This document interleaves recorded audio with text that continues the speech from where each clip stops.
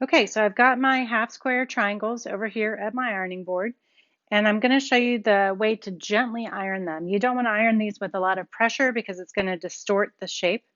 So you always want to iron to the darker side unless you're specifically asked not to in your directions. So I always start by just kind of placing my iron in on the lighter fabric and then gently pushing to the darker.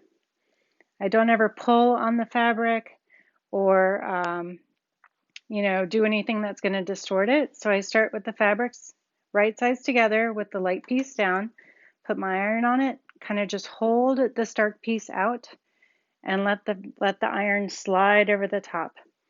Another tip that I use that makes things go a little faster is I just stack these right on top of each other. I don't really see a need for pulling them away from the ironing surface.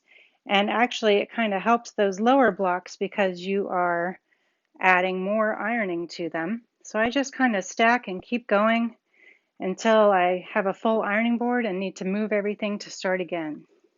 So you see, I'm not doing any pulling on those dark fabrics. I'm basically just letting the iron do the work of pushing that seam open.